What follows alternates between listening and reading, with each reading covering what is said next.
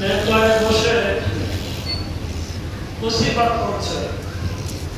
মুসিবত পড়তে পড়তে যখন আলী আকবর মুসিবত পড়া শুরু করল, এবং ওই মুসিবতের ভিতরে বললেন যে একবার আলী আকবরের মুখে নেজা মেরেছে, নেজার ফলা ভেঙে গেছে। হোসেন নিচে হাতে কারবেলায় এই নেজাকে বার করেছিল এবং সেই সঙ্গে কলেজাও বার হয়ে এসেছিল। আর কলেজা যখন বার হয়ে এই কথাটা বলছে, ওই সময় ইমামে হোসেনের খাদিমরা রওজা থেকে দৌড়ে দৌড়ে বাইরে আসলেন। আল্লামা আল্লামা মুসিবত বন্ধ করো, আর পুরো না, মেম্বার থেকে নামো। আল্লামা রেগেছে বলে, কেন আমি কি কোনো ভুল পড়ছি? আমি কি কোনো ভুল পড়ছি? খাদিমরা বলল, জানি না আপনি ভুল পড়ছেন কি সঠিক পড়ছেন জানি না। বললো তাহলে নামতে বললো কেন?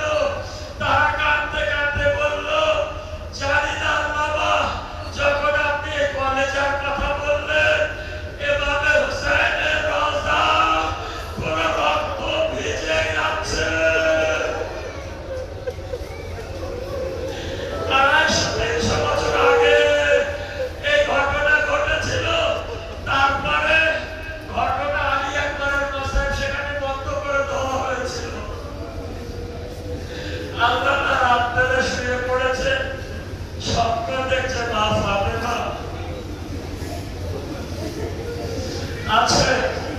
জিজ্ঞাসা করার পরে যেটা বোঝা গেল, বললেন কেন রক্ত বার হচ্ছে?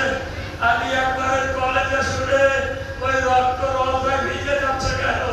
তখন এর জবাব এইভাবে এলো যে, এই আল্লামা, জান্নাতের ফাতেমাতুজ জাহরা যখন আলী আকবরের কলেজের কথা শুনলো, বেহুশ হয়ে জান্নাতে পড়ে গেল।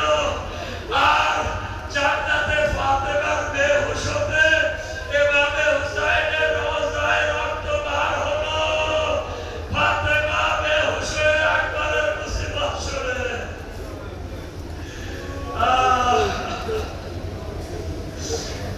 এরকম বলতে, কারবালাকে স্মরণ করুন, ইনশাআল্লাহ আল্লাহ আপনার মনকে নরম করে দেবে। উঠে দাঁড়াবে কাঁদতে কাঁদতে। আমরা বাকি আমলটা শুরু করবো। আস্তে আস্তে মুসিবত টুকরো টুকরো ভাবে করবো ইনশাআল্লাহ। চোখ যেন